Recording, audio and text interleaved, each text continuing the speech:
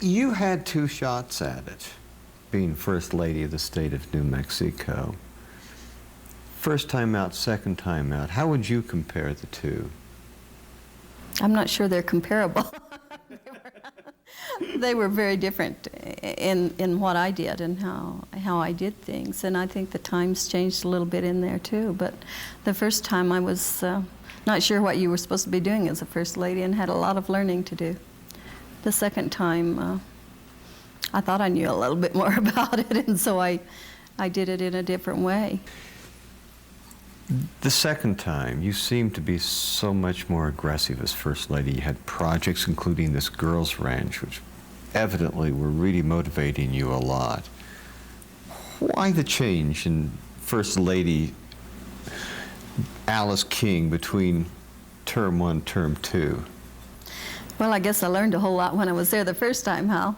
I really learned that I was involved in the first time a little bit in projects to a certain extent, though I didn't get out and really work every day on it like I did the second time.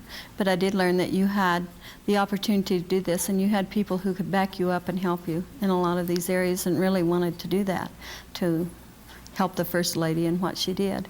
And so I decided it would be a good time to take advantage of it and to work on these things. You and the governor, Governor King, met just right after or actually met before he went to the service, but you started going together right after he got out of the service. Thinking back, way back, what, 40 years now? Right. Did you have any thought at the time what life held for you and the opportunities you were going to have to be of help to others along the way? I would probably been scared to death if I'd even thought about what I'm doing now. At that time, I was a very shy girl when I was growing up, and to think about being out in the public and doing things like that would have scared me to death at that time. So no, I didn't. My greatest desire was to be a rancher's wife and to live on a ranch, and so at that time, that's, was my desire. See, few people understand how much work First Lady actually does, how long a day she puts in, how many social commitments she has, and on top of all that, all of these other programs to which she commits herself. Any way to make a person understand what a day in the life of Alice King, notably in the second term, was like?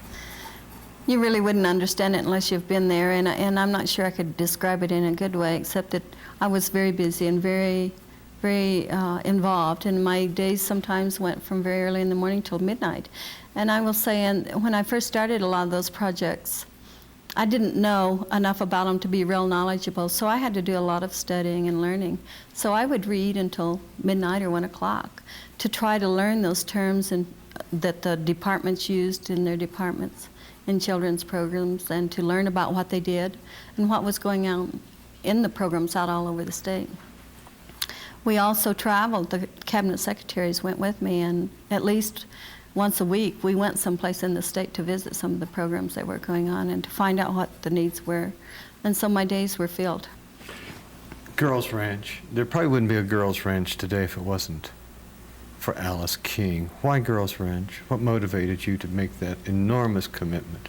Well, I had been on the board of Boys Ranch and knew what Boys Ranch had done for boys and young people who really needed this kind of thing in their life. And girls didn't have anything like that at all. And I saw so many young girls who needed something. And I decided that there ought to be something we could do about it. So we went to work on it. And a lot of people felt the same way. Again, I didn't do it by myself. There is so many people out there ready and willing to support and to work. So clubs and individuals and organizations all pitched in and helped to raise money, to give land, to do whatever it took to put it together. And we did it in record time, I think, because people were supportive that way. Now, today, Governor King's been out of office going on 5 years. On 5. Mm-hmm. And you're still as busy as you were then. What's the connection between you're practically an ambassador of goodwill and an executive at the same time. The connection between Alice King, the very busy person today with all these projects, Alice King as First Lady. Can you help us understand those?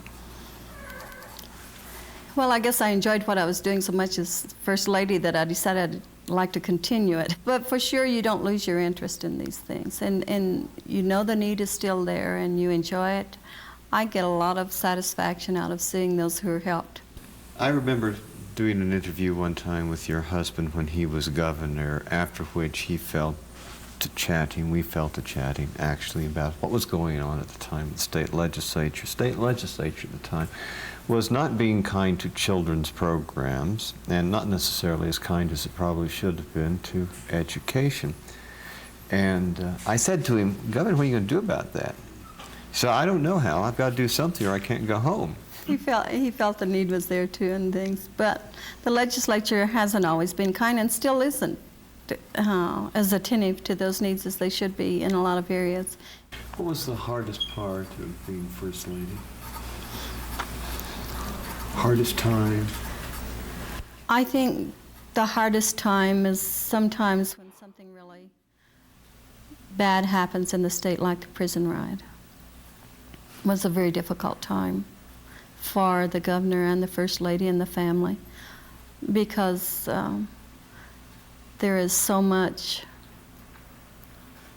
going on and so much harsh criticism of things and things that I didn't take very well as First Lady. I didn't like people criticizing Bruce. And I really didn't take very kindly to criticism I felt wasn't warranted in a lot of areas during that time.